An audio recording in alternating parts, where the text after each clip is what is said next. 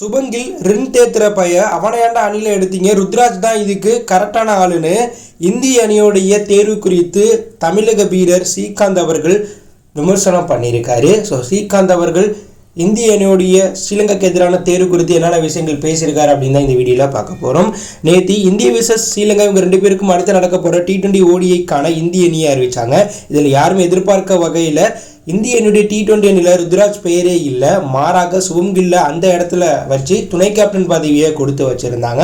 T20 கெரியரை பொறுத்தளவில் Ruturaj கில்லை compare பண்ணும்போது ருத்ராஜ் தான் கில்லை விட அதிக ஸ்ட்ரைக் ரேட், அதிக ரன், அதிக எக்கானமி, அதிக ஆவரேஜ் வச்சிருக்கார். மேலும் ருத்ராஜ் ஓப்பனிங் வீரர், 3rd down, 4th down, 5th down எல்லா டவுன்லையும் விளையாண்டு நல்ல ரெக்கார்டு வச்சிருக்கார். இப்படி ஒரு மிக சிறந்த பிளேயரை டிராப் பண்ணிட்டு கில்ல அணியில் தேர்வு பண்ணதை ரசிகர்கள் ஏற்றுக்க முடியல.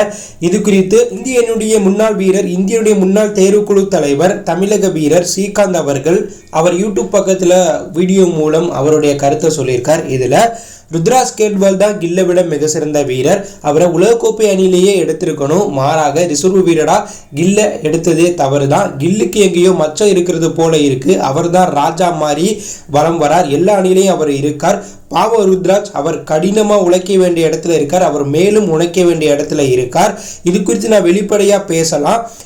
இந்திய T20 அணியில் கில்லுக்கு இடமே கொடுக்கக்கூடாது. அவர் ஜிம்பாப்வேக்கு எதிரான போட்டியில் கேப்டனாக செயல்பட்டாலும் அவருக்கு எதிரில் இருக்கக்கூடிய ஓப்பனிங் வீரரான SI ஜெய்ஸ்வால், அபிஷேக் சர்மா அதிரடியாக விளையாண்டதுனால கில் ரெண்டேத்துற மாதிரி தான் விளையாண்டார்.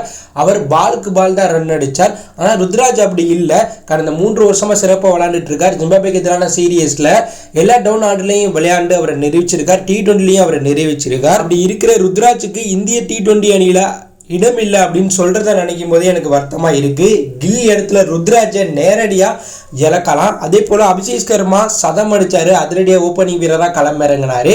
ஆனால் அவருக்கும் வாய்ப்பு கொடுக்கல.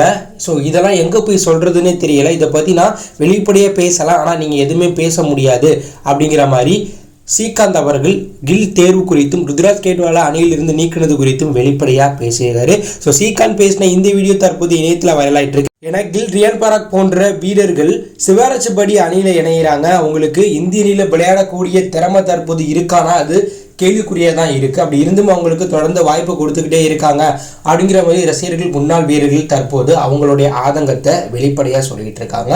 ஸோ ஸ்ரீகாந்துடைய இந்த ஸ்பீச்சை பற்றி என்ன நினைக்கிறீங்க? கில்லுக்கு பதிலாக ருத்ராஜ் தான் இந்திய T20 அணியில் விளையாண்டிருக்க வேண்டுமா, இடம் கொடுத்திருக்க வேண்டுமா அப்படின்னு கருத்தை கமெண்ட்ல லீவ் பண்ணுங்கள். மறக்காம நம்ம சேனலை சப்ஸ்கிரைப் பண்ணி ஃபாலோ பண்ணுங்கள். தேங்க்யூ ஃபார் வாட்சிங்.